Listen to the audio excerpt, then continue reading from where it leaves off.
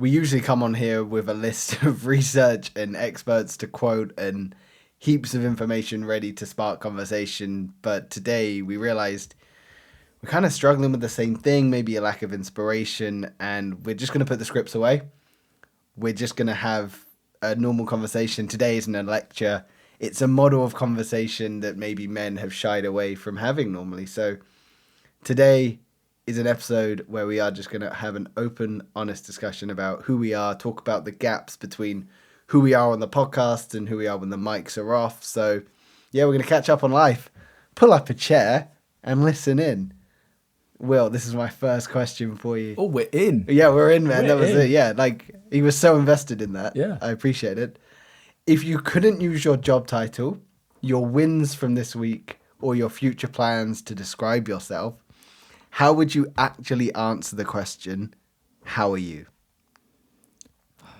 I'm fine. Oh, okay. Thank you very much for watching. There we go. Yeah, that's how men catch up. Yeah. I did not follow up with any questions because I don't care. You know the answer. I'm fine. Yeah, true. That's it. So how would you honestly answer the question, how are you? Yeah. And I'm asking in this moment, I'm not asking for a scripted, autonomous, thought-out answer. Yeah. I'm asking for an honest opinion. It's interesting how much these podcasts have sort of changed my instincts. So previously I would have like panicked. Someone's got the attention on me. What do I do? Whereas now it's like I know where you sit on this type of thing. And I know that I actually align with what you say on it, which is its values. And it's like somebody asks, how are you? When you're not allowed to use your job title, what's going on in your life? It's like you always fall back on your values. But I'm good. That's basically as far as it would go. And then maybe I'd then be instigating the next level of the conversation, which is to give the other person the opportunity to ask like on a deeper level and like expand and then move on to the other things like what have you been doing? How are you spending your time? Things like that. But I want to ask you, how are you? How am I doing? Yeah, I don't actually feel like I've asked you in age. I'm really bad at asking. When we come in here to work, it's something we actually talk about a lot, which is because we're both friends and business partners, when we're here to work, we rarely discuss the personal. Yeah, it's really bad. Yeah, it's crazy because it shows our hard work and our dedication to want to succeed in the pod, because we come in and we instantly have ideas we've thought of on our rough days. We've planned some episodes, we've looked at the shorts, we've looked at the analytics, and we want to grow, and that's straight where our minds go to when we come in here. But it is rare that we do honestly ask ourselves, like, no, how are you? You know, how is life? What is life going like for you? At the moment, I feel like I'm doing well. You know, at the moment, I don't have a job title to describe myself with because I am unemployed. I don't feel like I can reach for that. You've made £4. I have. Almost up there with some of the tops. Yeah, £4. This wasn't from podcasting. It was my OnlyFans. Shout out Huel. It's our affiliate. Yeah, okay. Yeah, no, I feel like wins from this week, future plans, without those, how am I doing in this moment? I'm really trying to take in what life is in this moment. So I've been thinking a lot about the idea of a deferred life, which is the idea that we're living in a state where life is going to happen in the future. You know, we're provisionally creating a life that we're going to live later on, pushing off things we really want to do because we think we can do them later. This idea of deferred life. So I've really been thinking about just trying to stay present in the moment. You know, like I said, I'm not currently employed. I am going away traveling soon. We're filming pretty much religiously every day. But in this moment, I'm trying to enjoy it, you know? Take in the sun, go out for walks, be grateful for the conversations we get to have. That's where I'm at the moment. It's thinking about this idea of a deferred life. Does that worry you, the idea of a deferred life? You know, pushing life off in the future? It does. You know what I related to with that straight away? So me and my girlfriend obviously have a joint goal of going to Cornwall. And it's like, it's moved, the goalposts keep moving on when we will move. So initially we moved out of my mum's house. We lived there for like a year. I couldn't get Soph to leave, so I just decided I'll stay with her forever. And then we rented a flat, and we've been here for like 2 and a bit years, I think. Is it 2 years? I don't know. We've been here for an amount of time. And the goal was, once we're here, we will save up enough money over the tenancy and then buy a house in Cornwall, and that's where we'll start our life. And I think we've still got about another year on our tenancy, but we're so ready to like buy a house, not financially, but in terms of emotional readiness to move. So why haven't you taken that risk? And I know that's a real deep question to ask you, but it is true. It's what I've been thinking about, this idea of a deferred life. And I know that it's not a simple question of why haven't you moved, because, you know, your job you can take anywhere, but Soph's job's here. Both of your friends and majority of family are here. Friends are here. So it's not a simple, I just haven't got enough money. But I ask, in the most complex way possible, why haven't you taken that risk? I think it is exactly those concerns. And it's difficult as well, because my income is all over the shop. If my income was like consistent, few grand every month, it'd be great. But earning few grand one month, nothing the next month, then maybe 500 quid the next month, and then nothing again, and then maybe I'll get a really good month. I can't guarantee that I'll be able to pay the mortgage or the rent without Soph. Does that worry you? Income? No, because I've got a year of my life in the bank, just in case. It's my just in case fund. And that's what gives me the confidence to be reckless and crazy and just not have a job. But if we were to buy a house, I'd either have to get rid of my entire investment portfolio, which is I sort of see as my retirement, as I don't have a pension. So that, in my mind, is sort of a bit silly. / I could get rid of my year in the bank and rely on my income that's not reliable. That's a bit scary. And all of this, if we were to move to Cornwall, where Soph doesn't have a job straight away. Well, I'd like to just ask a question, which I know might be a little bit tough for you, but do you find that your identity is tied to your income, or self-worth is tied to your income? Yeah, and all my self-worth is with my income. If I earn more, I'm worth more. As a little pin in that and a little caveat, do you think other people associate to that? You know, it's a similar way that people navigate, do you reckon? But let me interrupt that conversation. I want to tell you about Huel, the sponsor of this podcast currently. You can get some money off your first order if you use the link in the description below. It's 100% nutritionally complete meal. So if you're busy and on the go, you can get a healthy meal on the go. So go to the link below and go and get some money off. Did I say go enough? You said it quite a lot. Thank you very much. Go Huel. Do you think other people associate to that? You know, it's a similar way that people navigate, do you reckon? Honestly, I don't know. Okay. It's difficult for me. Maybe I'm not so different to the normal person as I think I am, but I know that everything I do, I am accountable for. And I don't think that's the common way of looking at life. I feel like there's always a reason for why somebody didn't succeed, and that reason is always not their fault, it's somebody else's or something else's. There was a storm that crashed through my village when I was a kid. I'm still traumatized from it, and therefore I can't do anything going forward. My parents broke up when I was younger. That scarred me for life, and I'm not loved, and therefore I can't do anything going forward. It's like, no, all of that stuff has happened in my life. Not the storm, but my parents broke up, and like slightly disrupted childhood, and therefore, so I can either draw a line under that and say, okay, what now? What can I actively change? Or I can go, my parents broke up when I was younger, I had a disrupted childhood, and therefore I'm just going to work at McDonald's. Well, I'm not comfortable with that. Somebody else might be, but I'm not comfortable with that. My self-worth, I think, to help me through it is if I can increase my money, then I have proved that I am good enough as a person. So it's simultaneously a push and a pull for you. In the sense that if you're using as positive motivation because you want to be able to feel grounded, secure, like you can provide for those that you love and care for. But also you're terrified of the scenario that you've maybe created in the sense that you are self-employed, you don't have a regular paycheck, all of your performance is purely based on how well you do.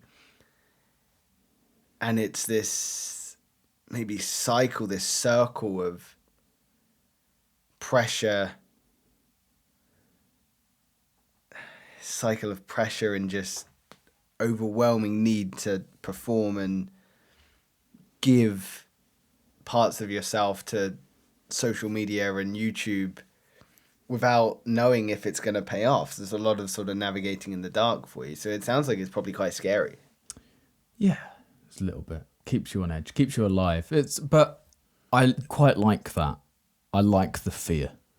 I like the stress. Because when I went through my period of not being an accountant to then moving to being self-employed, I actively did nothing and was so not stressed by that I felt like I was just unstressing myself into an early grave. A lot of people think of it as like, oh, I'm stressing myself into an early grave. Like I've got, my hair's going grey, I'm losing my hair, my hairline is now gone. Can't relate. Mine is disappearing. It's like I've got the widow's peak. Yes. I was in the barber's yesterday, got my hair cut. You didn't comment, it's fine. I'm no, fine. I noticed. No, it's fine. I'm fine, don't worry. And in the other chair was one of my dad's friends. And he just goes, heck, I went, oh, like, hair looks really nice. He went, yeah, but, you know, like, it's getting back there. And I went, oh, yeah, I'm scared of that too. I don't think he knows as well. It's like, yes.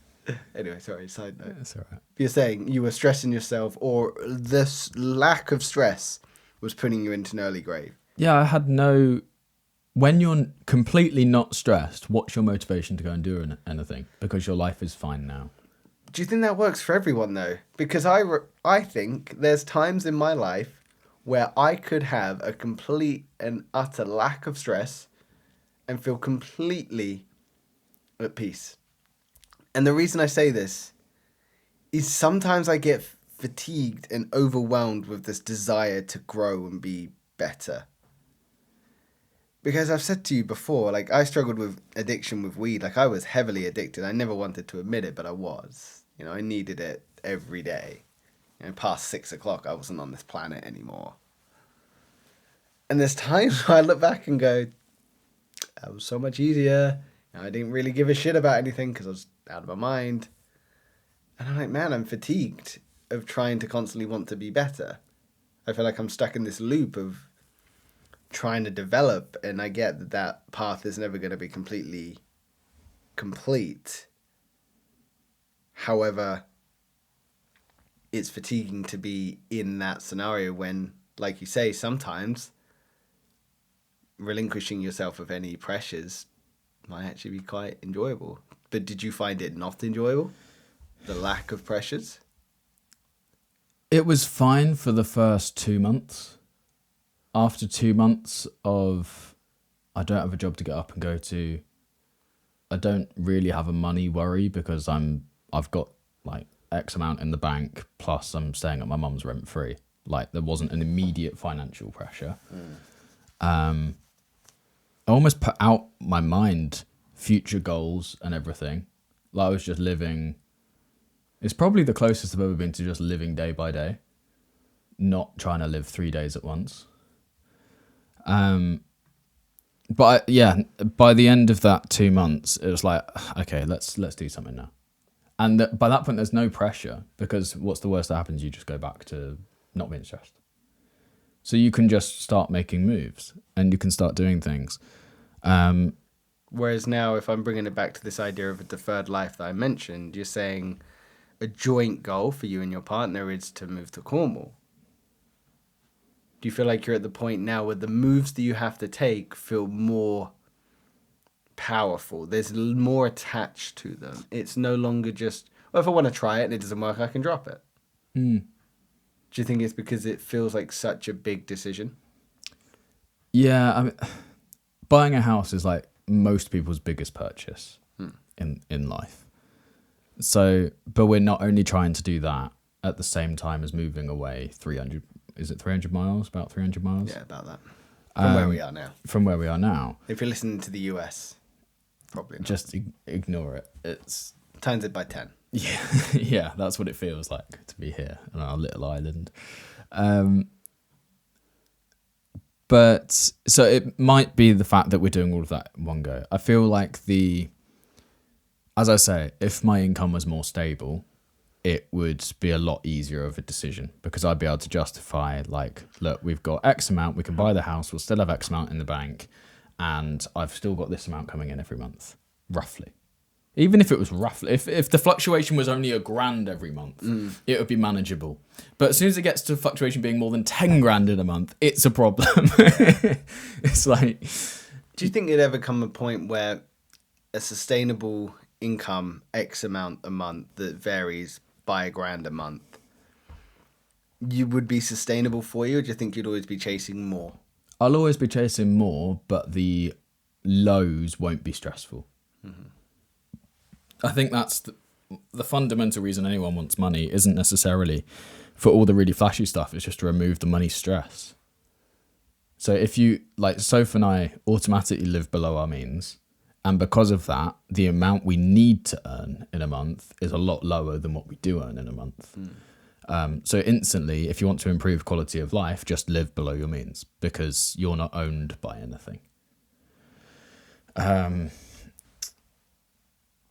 But yeah, I think, to be honest, if Soph was like, I'm ready to move, let's go, like, we would probably just move because I'm not the reason that's stopping us. As we said, I can move anywhere and still continue to work. But I think there's also a responsibility that we both have, of course, which is making sure that she's set up and she's comfortable, I'm set up and I'm comfortable, and doing both of that at the same time while moving our entire lives is it's a difficult balancing act. But we're also very, I don't know if actually once we got to Cornwall, if the stress would actually slowly disappear around it, only because maybe I wouldn't feel like I need to make that much because I'm already in the place I want to be. Yeah, but there's always going to be problems when it comes to life. This is something, again, that I've been thinking about, is problems are always going to be there. You know, they're a feature of life. They're not a bug, they're a feature. Yeah. So your problems that you're having now will likely just be replaced with something you had something new that's going to come when you maybe eventually move out there.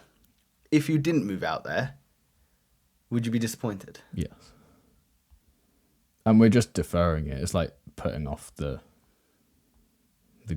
end goal. Do you think that will be put off to the point where it doesn't happen? I hope not. Okay. I don't know. You don't know. Like, I want to go badly. Like, I've just been to Cornwall this weekend and absolutely loved it. Like, really genuinely didn't want to come back. Like, I was just going to message the Airbnb people and say, hey, can I just stay for an extra 2 weeks? But that's not possible. So I've got a job over here. Like, we'd need to get over there. And we don't want to rent over there either. We just want to buy. We feel like that's the next stage of our relationship, is to buy a house. Do you feel like these barriers to entry are legitimate, or are they ones you're putting in the way? They're ones we're putting in the way. We could hand 3 months notice at the flat now and be in Cornwall in 3 months. We just could if we were to rent over there. It's just a barrier we're putting in the way, that we want to buy a house. And how do we buy a house? Well, we need a mortgage, realistically, at the moment. Or we can wait 2 years and buy it cash. Do you think the barrier is actually a barrier? Or do you think it's one that you've... Sorry, let me rephrase that. Is the barrier actually the barrier it says it is? Or is it manifesting as something else? Or is the barrier hiding something else? And I'm not saying this to suggest that there is. No, I'm just curious I genuinely think the barrier is, what the barrier is. yeah, we're trying to do two things at once. We're trying to move to a different town and place, and at the same time make the biggest purchase we'll ever make in our lives. Like that's two big things. Do Soph and I both want to move to Cornwall? Yes. Are we also, and the thing is, could we feasibly buy a place now based off my income over the last 2 years and mortgage that and buy a crap place? Yes, we could. But then it's like, okay, do we want to buy a crap place or do we want to buy something that might go up in value? How long do you think you'd have to be in this limbo state, as I'm going to call it? I'm not saying that it is, but this deferred life state until you go, you know what, fuck it, I need to do it. I think the natural point will be if we end up living here for the final year and a bit of its tenancy, and that tenancy comes to an end, it's like, okay, or it comes to like 4 months before that, and we're like, okay, look, we're going to have nowhere to live in 4 months. Let's buy a place. Let's do it. And that might be the push over the edge that we need. It's a catalyst. Yeah, I feel like everyone always moans about bad stuff in their life. It's like bad stuff has only ever been good stuff for me. Like leaving accountancy, most people would think you've worked years to do this thing. No, that was the catalyst to then throw me into the life I was supposed to be in, and I could not. And also I went through a breakup at exactly the same time, like same week. Unrelated to me losing the job, by the way.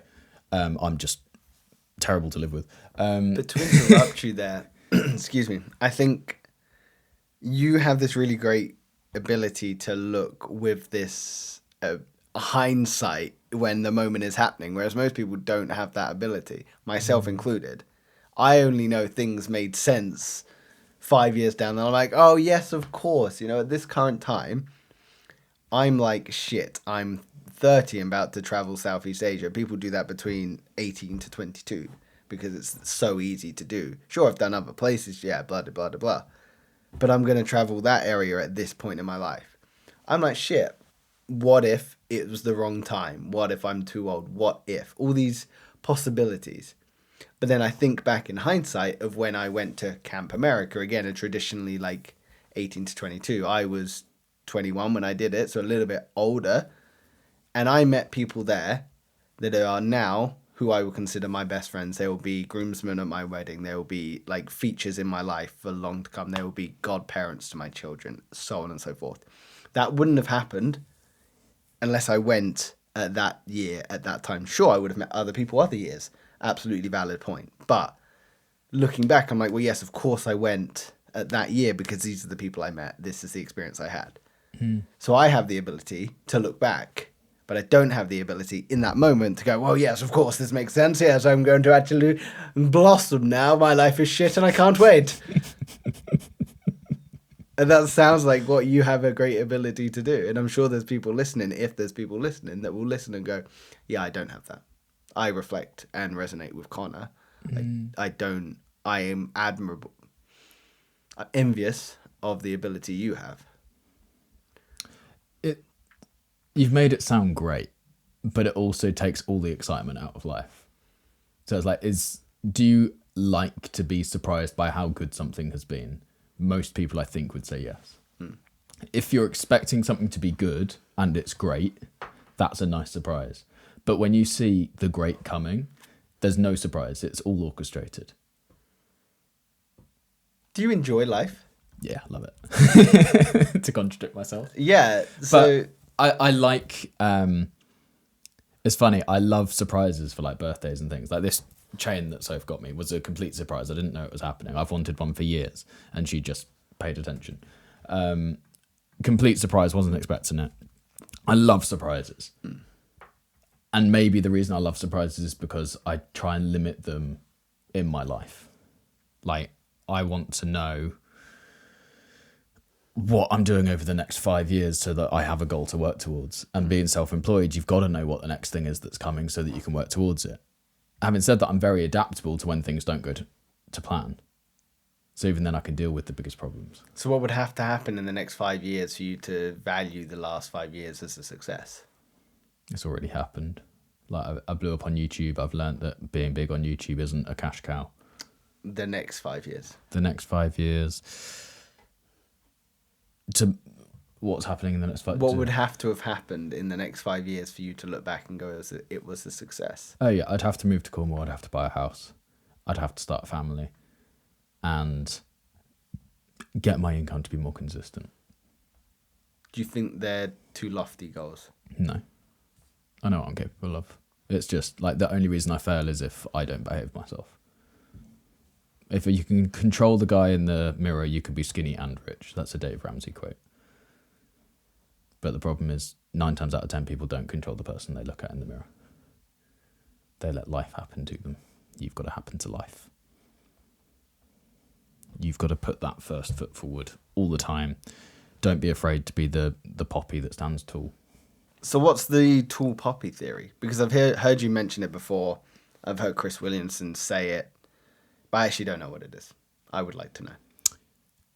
If you have a field of poppies, you chop the tops off the poppies to... I said puppies. I was like, what? No, you don't kill puppies often. Only if you're Lenny. Of my son. Oh, okay. Sorry, that reference took a while. It's all good. I looked at it in year 9, and year 9 was a lot further away for you than it was for me. I don't like the emphasis there, but that's fine. We'll move past it. It's not that long. And you chop the top off the poppies. Only the ones that are sticking their head proud are going to be basically become headless. How that equates to life is, if you're the person that's not afraid to step outside of the norm, you are going to stand out. You're going to be slightly different. You're going to maybe look different. You're going to behave differently. And you're more likely to get shot down. Mm. But you're also more likely to have success and grow bigger than everybody else. Because you get more sunlight if you're the poppy. And if you're in real life, you're going to be open to more opportunities because you're not confined to a day-to-day routine. I don't mind being the tall poppy, and I'm okay to get shut down many, many times and still try and grow taller than everybody else. I think a lot of people, myself included, fear that tall poppy syndrome in the sense that they don't want to be the one that stands out. We've been taught that conformity is safe, not standing out is safe. Staying in your comfort zone is exactly that, comfortable. But we both live in a country where taking risks is almost not actively discouraged, but it's discouraged. Yeah. There's the UK versus US thing going on there as well. Yeah, but even to the point where I've been in other countries where people celebrate wins more heavily. People support each other more heavily. You know, I had this idea once that we have, baby showers, but not like new business showers. You know, if someone starts a new business, why do people not, let's bring everyone together. You bring them notebooks, you bring them like reading materials, you bring them stuff that's going to help them start, because I don't know, people struggle to stand out in this country, and I don't know what it is, and it makes me upset.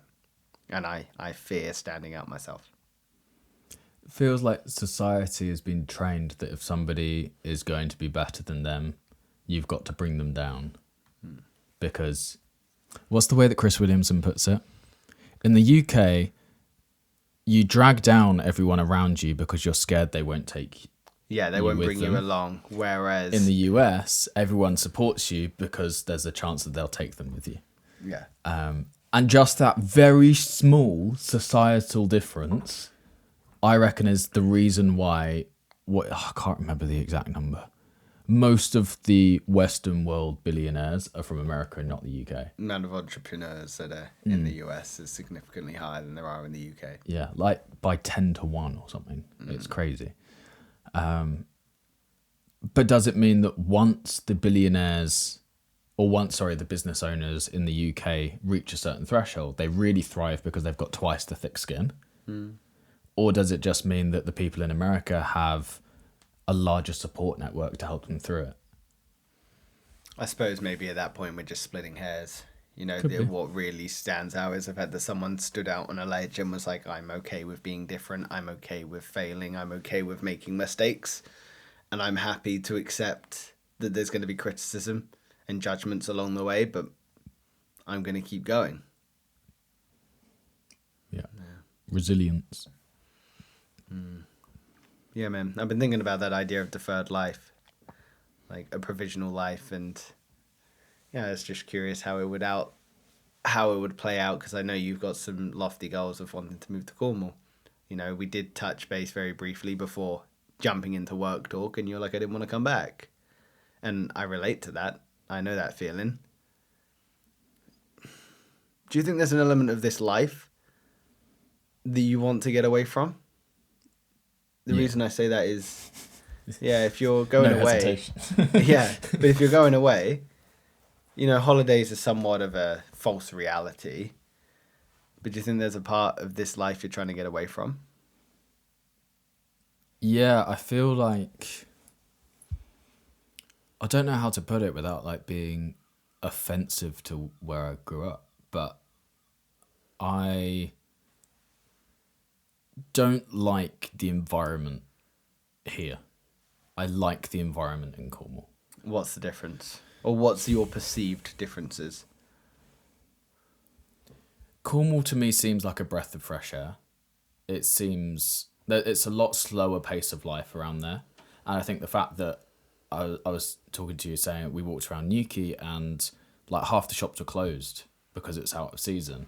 Like just that, the fact that it's all so much quieter. Like we walk through if you walk through the centre of town where we live at any time of year, there are businesses that are closed down for good and there's businesses that are open, but still there is foot traffic.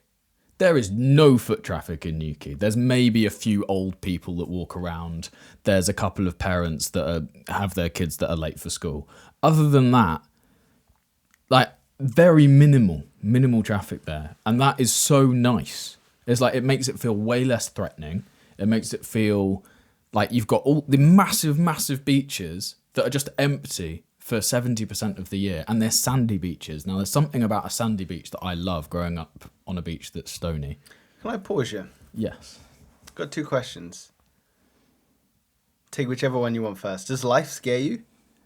Do people scare you? The reason I ask that is what I'm hearing, and again, this is very much a discussion, so tell me if I'm wrong, and I'm not your therapist, I'm just trying to model what a good conversation looks like and questioning maybe some internal monologues you might have, but I'm hearing the want for peace and a bit of space. So I'm curious, is it life that maybe scares you, or is it people that scares you? Do you feel unsafe? Is it that you only trust yourself and anything outside of that sort of control is a little bit daunting?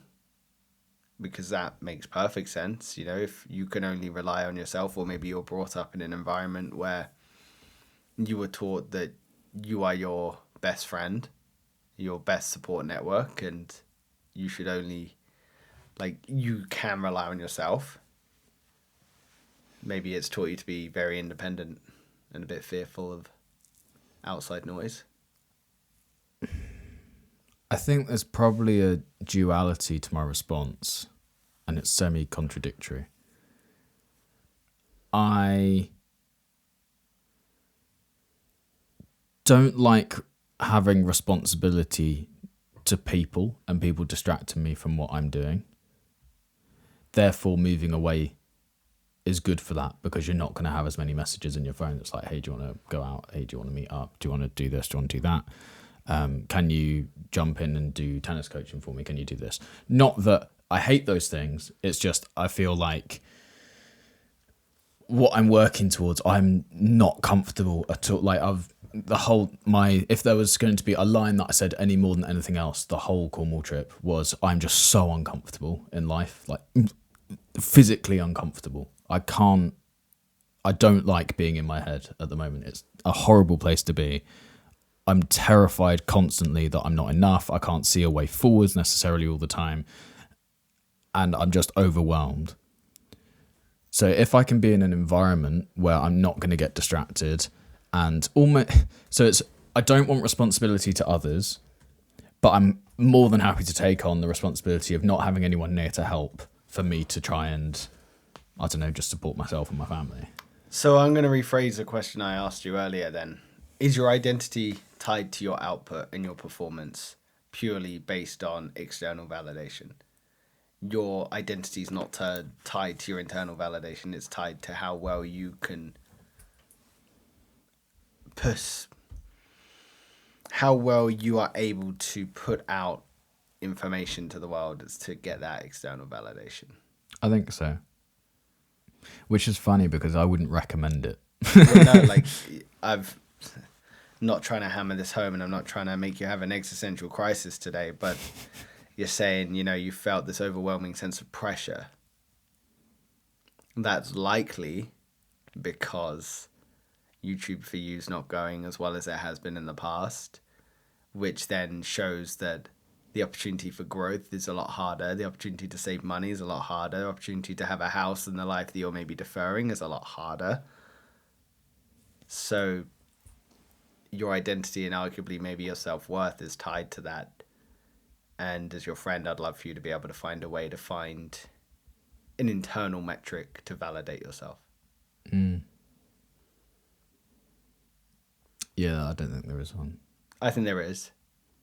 I just don't know if it's not from one, it's not my place to find it for you. Two, I don't know how you would find it either. And again, maybe I should have a better answer for that. Maybe if I was a little bit further in my self-development journey, maybe if I was a better podcaster, but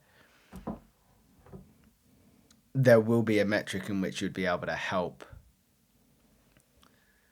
improve your self-worth or your self-validity. But it's a case of trying to find it. Yeah. I think I just can't persuade myself out of how would not doing better financially benefit my life and benefit my family's life. Ultimately, that's going to lead to a life of living in a worse house, in a worse area, my kids having worse education and worse opportunities. Like, if I make more money, all of those things become better. I hear you, but if you find a metric in order to show yourself a bit of self-compassion, self-love, and self-validation, your life is going to be better on a whole, better than those external validations would be. The better house, the nicer area. Yeah, I don't know. Maybe that is what Cornwall is for me. It is that internal validation. It's seeing progress. It's like, this was a goal and I've reached it. Yeah. And that could be why when I'm there, it feels like a breath of fresh air, because it is actually like, no, look, I'm here. So do you think you'd feel empty if you got to Cornwall and everything was the same? Because wherever you go, there you are. I don't think I feel empty. I think I think my baseline happiness would be higher, because even if I'm having a terrible day, I can go for a walk on the beach. Like, that's just great. Like, it was raining and snowing most of the time we were in Cornwall, and we still wanted to go for a walk down the beach. And the irony is you can walk down the beach here. Yeah, but I don't want. It's not nice. Like, what? There's no motivation. There's no good scenery. We live in one of the most picturesque areas of the UK, second only to probably the lakes, the peaks in Devon and Cornwall. Yeah, but second too. I'm going to number one. It's better. But there'll always be somewhere better. I just love Cornwall. Just love it. So, can I do everything that I'm doing now in Cornwall? Yes.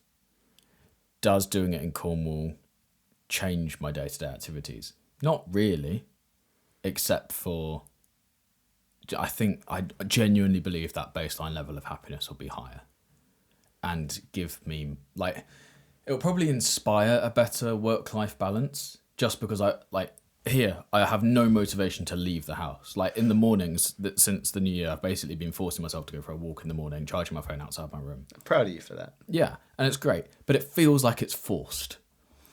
In Cornwall... all new habits feel forced until they become second nature. But in Cornwall, there was no force in it. I got up and went out because I wanted to. New environments often inspire change within us. It's easier to try something new or eat something new when you're in a new environment, because you haven't got your automatic thought patterns that keep you safe in a certain environment, because there's so much more opportunity for new experiences. You can't automatically predict how everything's going to go. Your automatic thought patterns aren't necessarily relevant in that environment, which creates space for new and to break old thought patterns. So that's why I think traveling is really helpful. No, it's interesting. I shall reflect on it. And maybe I'll come up with an answer. Maybe I won't. But for now, that's pretty much where I'm at. I want to talk to you a little bit about your life. Okay. I know you've been putting it off, but... Putting off my life or putting off the conversation about me? You've been deferring it. I have been deferring this conversation. Thank you for watching. We're done here. So you're going travelling. I am. Exciting. Very. Nerve-wracking? Yes. Why? Because it's new. It's different. There's elements I can't predict. So it's scary, but that doesn't mean it's bad. You know, because there's elements I can't predict, it puts me out of my comfort zone. And as humans, we want to feel safe. As animals, we want to feel safe. But when you're out of your comfort zone, there's things you can't control. So it feels scary because it questions, like what I was saying previously, it questions your automatic thought patterns that have kept you safe for so long. And because there's elements you can't control, you just don't know. So yes, scary. But that's not going to stop me. I rarely use fear as something that's going to stop me. If anything, I try and lean into fear as much as possible. Is there an element of comfort in the fear? As in, you don't know what's going to happen, therefore, why prejudge it? Yeah, absolutely. I think that comes with experience. You know, I've gone traveling a few times to a few different places. And you learn to accept that you don't know exactly what's going to happen, and you learn to relinquish some control. So there's definitely some comfort in that fear because you're like, well, it's not completely under my control. If things go wrong, that's okay because I can't control every environment. You know, if I was back here at home and I'm in control of every element of my world and something goes wrong, it's like, well, maybe I haven't designed it as well as I thought. Whereas when you're outside of that, you're like, well, things are going to go wrong. That's okay. Planes are going to get delayed. Hotels are going to be kind of shit. You might meet the wrong people. You might go to the wrong place. That's fine. Might get on the wrong bus. Go for 3 hours the wrong way before you notice. That's okay.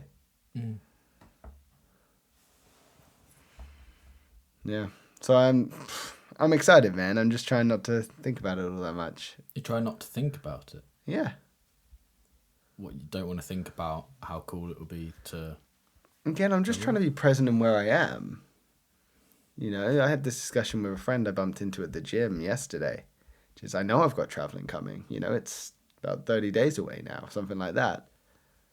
But right now, I'm in an awesome environment where I get to see my friends regularly. I get to chat with you. We get to film this podcast. I get to go to the gym. This is awesome. You know, so I'm not wishing it away. And I'll be grateful for when I go. And I'll be excited for when I go. But again, I'll be excited for Thailand when I'm in Thailand. I won't be like, oh, I can't wait to get to Laos. It's like, well, I'm in Thailand. Chill out. Yeah. You know, I try and be as present as possible, which is easier said than done. And it's easy when you don't have a lot of external noise. You know, at the moment, obviously, I'm not employed, so I don't have that noise. It's easy to be excited in the future if you don't like your current environment, but I like my current environment. What have been some of the most effective methods you've used to help remain present when you do have lots of exciting things coming? That's a really good question. How do you remain present when you know you've got exciting times on the future? How do you remain present when you know you've got exciting times on the future?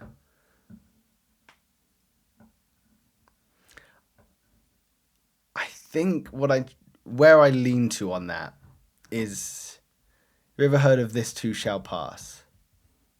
Yes. That kind of mindset of like, this moment will pass for better or worse, whether this moment's great or bad or somewhere in between, this moment shall pass. It's like the good times are coming. but they will also pass. So this moment you're in right now, savor it because it will pass. You'll never have this exact moment again. Make the most of it, celebrate it, and move on. And if you can use that mindset when you're in a negative time as well, it's pretty exciting. It's maybe a sobering reality when you're having really great times. You're like, oh, I don't want this moment to end, but it's like, it will. Yeah. And that's okay. And again, it's like mastering the artful goodbye as well. You know, understanding the times are going to end, friendships are going to, that you might only have a couple of months with someone. It's not dragging it out, making this big thing. So, you know, I really celebrated the time that we got to spend together. And it's clear that our time is moving on, and that's okay. So I think it's probably gratitude. I know we always come back to it, but it's gratitude, isn't it? For the moment you're in, for better or worse. You know, if you can be grateful in adversity, if you can be grateful when there's negativity around you, you're probably extremely resilient.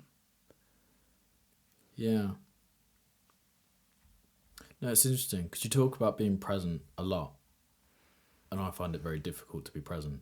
So it's interesting to get your opinions on what your mental framing is for being present. I've got a little trick you can do if you want. They use it for anxiety, but it's exactly the same thing. It's moving you from the future or where your anxieties are into the present moment. So it's find 5 things in this room you can see, but don't do it obvious. Just like look for things. You know, like I can see the blue in that Tesco sign on that bit of paper. What else can you see? Like you find 5 things. And then what 4 things can you hear? Whoa. You've got to really like, if you're out for a walk, okay, I can hear that bird, but I can hear the sea as well. I can hear the car all the way off in the distance, but I can hear my feet as well. 4 things. What are 3 things you can feel? Can you feel the wind on your face? Can you feel the clothes up against your skin? You know, like, and then what are 2 things you can smell? 1 thing you can taste. Those are a little bit harder, but it's moving you from outside and putting you inside and getting you in touch with your body. You know, like what is your body actually feeling? What are you actually experiencing in this moment? You know, because if we're in our heads, we're probably in the future or the past. If we're in our body, if you can feel what's going on in your body, you're probably in the future. I've said it to you before, but I was on like beta blockers for breathing for 2-3 years. You know, I was consistently anxious all the time. You know, I was breathing awfully. I felt like I starved of oxygen. And just by learning to breathe and put my attention into my body rather than into my head and actually learn to breathe and learn how to put my awareness into my body, I came off my medication that I was on for 2-3 years in a week. Crazy. And it was difficult. It was horrible. But now I know how to calm myself down and bring myself into my present moment. You know, if I feel like, oh shit, like I'm struggling to breathe, I just remember how to bring my awareness into my breathing and actually breathe properly. And it dissipates. I suppose bringing yourself into the present moment through the 5 senses helps create better recollection of that moment as well. Because you're attaching not just what you see to the memory, but what you felt, what you could smell, what you could hear. There's just extra supporting layers. For sure. I met someone, excuse me, while I was traveling, that whenever she was in a moment she really wanted to remember, she'd play a song that she liked at that time, or just a song. So then she would attach the memory to that song. So whenever she heard the song, she'd remember it. And we had this awesome apartment. Like, it was in Times Square in New York, like a couple of blocks back. And we had this rooftop area. Or how we got this apartment, I don't know. It was awesome. And she played Missed Calls by Mac Miller. And now, whenever I hear that song, I think of it. Because I'm like, that's such a cool way to do it. Yeah. Attaching, like, a memory onto a song. I thought it was really cool. Nice. Yeah. So, yeah, Mac Miller, Missed Calls, reminds me of Times Square in New York. Dark-skinned DeBarge. What does that remind you of? Reminds me of us training in the gym when I was 19. Yeah, that does remind me of that as well. You introduced me to that song, and I was like, this isn't a workout song. No. That's you were like, I was like, what do you listen to then when you're in the gym? And you showed me, it was like, Dark-skinned DeBarge. was like, what? Yeah, my music has... Well, I love my music taste, but it's very all over the place. When it comes to the gym, it's heavy for, like, big lifts. Probably drum and bass or pop punk for, like, consistent workouts. Then when it's, like, accessory work, then it's a bit more fluid. Yeah. Not like me, listens to a podcast on business. That's wild. Do you feel like you have to perform for us on this podcast? Not so much. I'm getting better at just relaxing and like, no, this is just a conversation. But for the first 63 episodes, we're on 64. 65? I don't know. Yeah, this is 64. Damn. 64 Zoo Lane. I showed Connor 64 Zoo Lane. If you don't know what it is, you missed out. I feel sorry for your childhood. Only had 4 seasons. Probably 4 too many. No, but it was between 1998 and 2000. I think there were loads of episodes per season. 1998 and 2002 was the first. How old block. are you? I would have been 2 in 2002. You remember that? Do you not have memories from... No. I remember 9/11. Yeah, I know you do, and I'm categorically disagree that you remember that, but that's fine. I don't remember anything from my childhood. It's bad. That is bad. But it was many, many years ago. Mine wasn't so long ago. You are 25. Yeah, young. Okay. Sprightly. Okay. You're moving into your second quarter. I'm in my second quarter, I am. I'm in my second quarter. That's true. assuming I live to 100. Yeah, I doubt I'll live to 100. 60. I think I'll maybe live to 71. It's a very precise number. I told you before, haven't I? Yeah, you have, yeah. My dad's dad died at 71. My dad's dad died at 71. My dad will die at 71. I will die at 71. My kid called John will die at 71. I think it's just a self-fulfilling prophecy at this His point. son, Johnny John will die at 71. Johnny John. JJ. Yeah, JJ. But yeah, you don't feel the need to perform anymore. No, but I think it depends on the conversation as well. Some of them I feel like I'm way out of my area of competence and therefore feel like I have to like put on a certain hat. Whereas conversations like this are really easy because we're just catching up. So, Do you perform when you're outside of this podcast studio? Yeah. Do you perform to other people? Do you perform to friendships? Do you feel like you perform different people? You've got different archetypes for different people that you need to interact with, and do you aspire to bring them all together to the closest version of Will? Yes, I have different archetypes that I enact for different groups of people. Mm-hmm. No, I don't want to bring them closer together. You don't? Why not? I'm sorry, I got very passionate. You don't? Why? Incorrect. Answer again. Because I'm the person I need to be for the person I'm in front of. I'm not... Like, Will isn't a stock character that can just get on well everywhere. Like, if I'm just authentically myself, I won't get on in certain But surely the groups. goal is to be authentically yourself in every environment. You might... I'm going to be very careful with my wording. You might adjust certain elements, but you're still going to be your authentic version of yourself. I think it's difficult because fundamentally I have to fake confidence in every encounter. Does everyone? I don't know. Okay. Do you? I think I've said to you before, my confidence comes with being comfortable. If I'm comfortable in an environment, I'll naturally be confident. But if I'm not comfortable, I will likely have to find ways to make myself feel comfortable to feel more confident.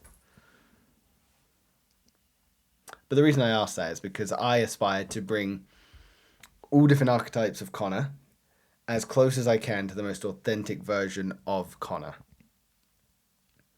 I would like to think that the most authentic version of Connor is on this podcast. And there's times where I'm conversing with people and I'm like, okay, how can I bring podcast Connor out? How can I allow him to thrive? Because I think I spent I don't think I know. I spent so much of my childhood trying to adjust to what I thought I needed to be for other people, and I'm tired of doing that. I want to be authentically myself as much as possible, all of the time.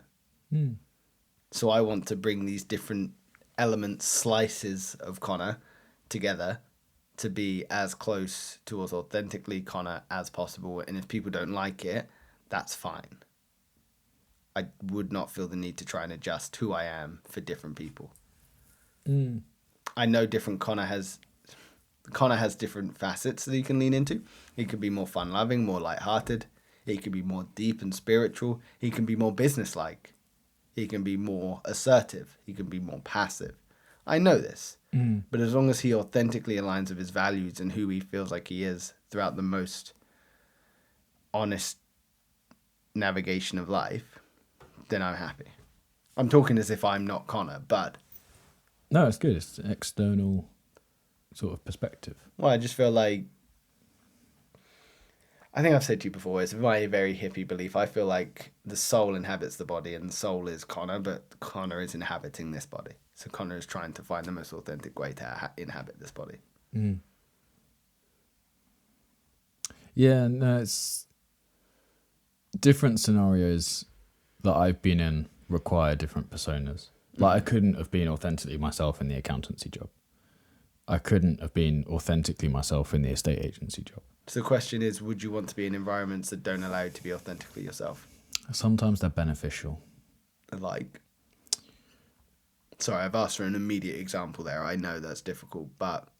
Well, so, for example, I needed to go through being an accountant to understand that I didn't want to work in the corporate world, but I never would have got that experience if I'd just always authentically been myself. Mm-hmm. Which maybe if I was smart enough, I could have extrapolated that I didn't belong. But what I would argue there is you are Will. You are Will. Will has tried to navigate a new area of life with his understanding of who Will is at that point. And he's understood that that version does not fit who Will wants to be or thinks he is at that version of his life. So in reality, that is you still being authentically yourself, because although you may have deviated, you eventually came back to the authentic version of Will. Does that make sense? That's how I view it. No, it does make sense. I think of the most authentic version of Will being like 9-10 years old at sports day. I have, for some reason, the memory in my head, like happy, doing something physical, and just being a bit weird. Like, those three things are me. So, but I know that memory. And even if none of those things actually happened on that snapshot that I remember from that day, that's the person I try and strive to be. I should be doing something physical. I should be having fun, should be confident, and should be a bit weird. So are you living an authentic life now? I think so. Nice. Relatively. Like, I'm doing more physical stuff. I'm going to the gym. I'm pumping iron. And who's iron? Well. And why are you pumping? Couldn't get through it. I'm sorry. No, it's a great one. Who's iron? And why are you pumping him? He liked it. It's all right. Singular. Soph does gym regularly, but I don't know if she asked for his permission. Don't need to. Consent is assumed. Yeah, that's true. I take that back, because if this ever comes out, consent is not assumed. And girls can't rape men. Because to rape somebody, you have to be the penetrating force.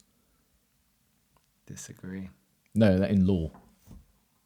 Women can't rape men. Disagree. Because they have nothing organic and biological to penetrate with. Disagree. Do you disagree? You have met some people that maybe weren't born for male. For male? For male. No, I think women can absolutely rape men. Really? Yeah, because rape for me is like... unconsensual sex. Exactly, yeah. But that's just sexual misconduct. Is it not? No, it's rape. If you don't want to have sex and you've said no and you've not given consent, male or female, and someone takes that away from you, male or male, female or female, however you want it, someone takes that away from you,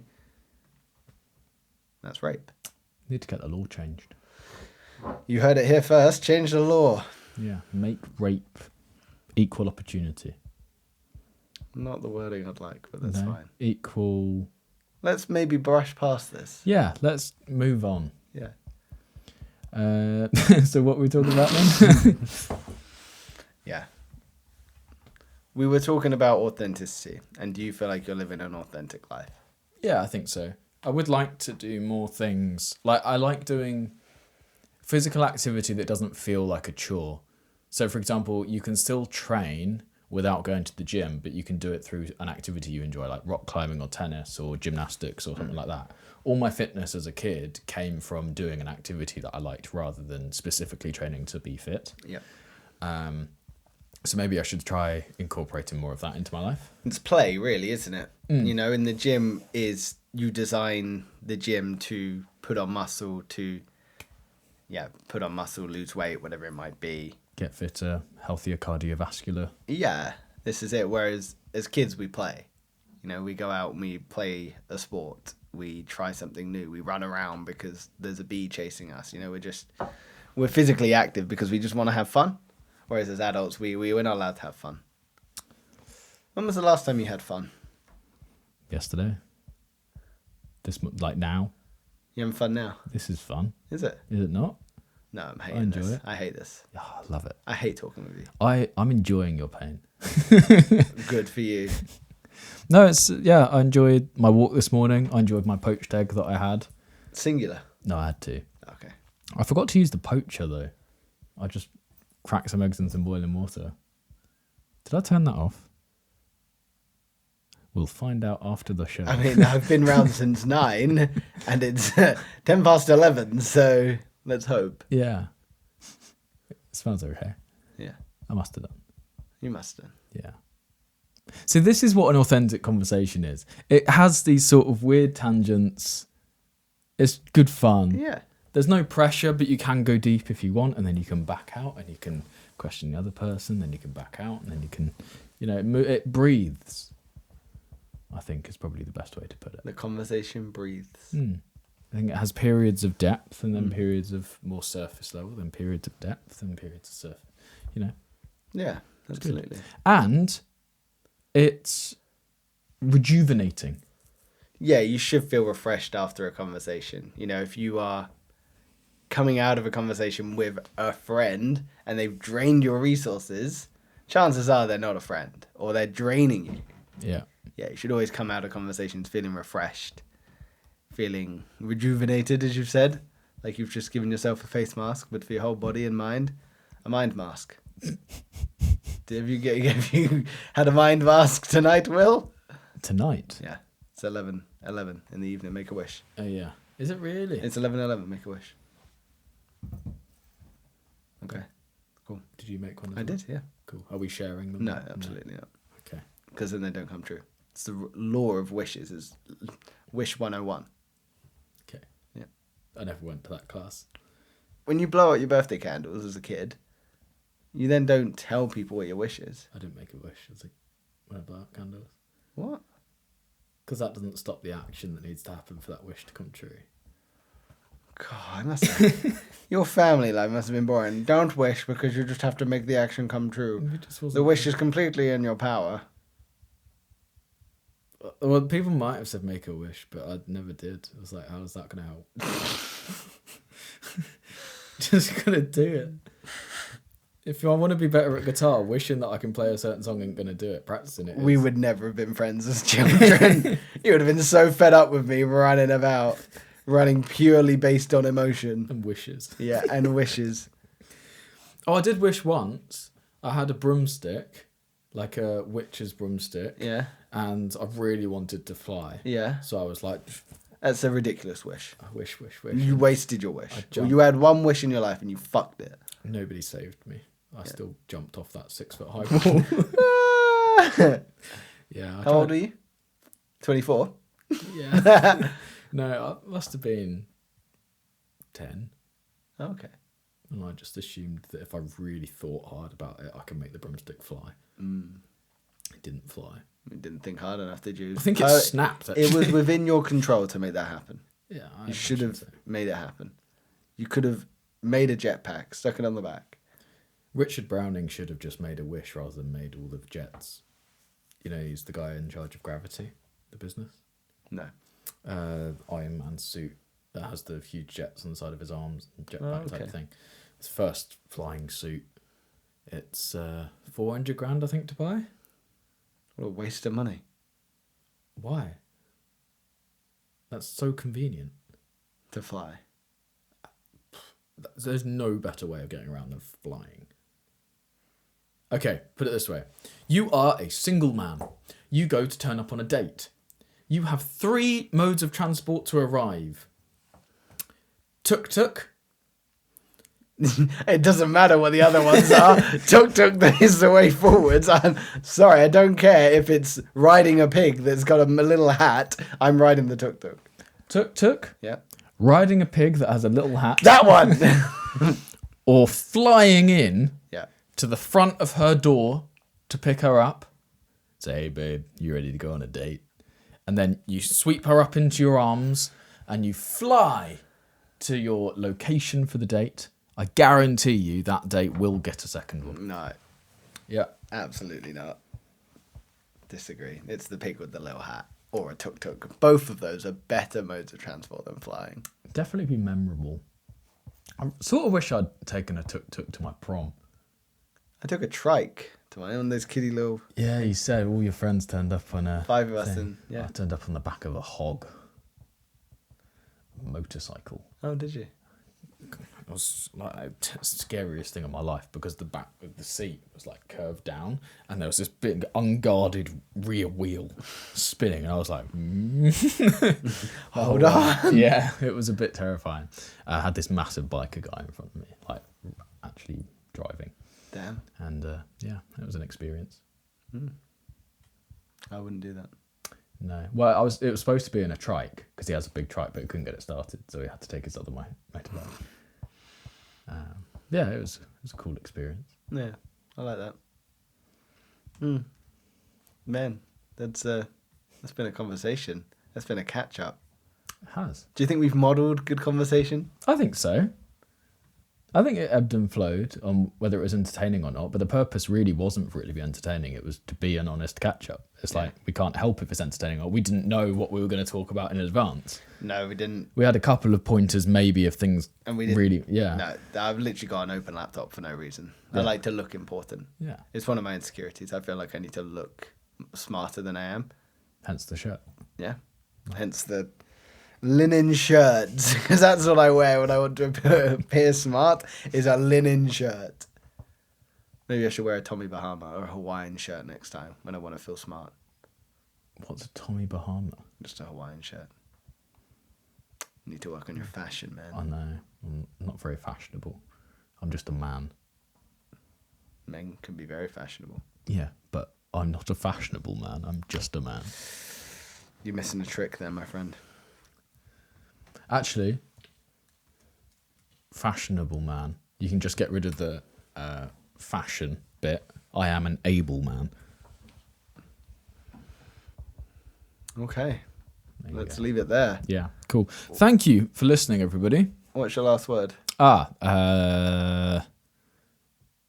Pig. No way. Let's go! We actually got one. 64. I was going to do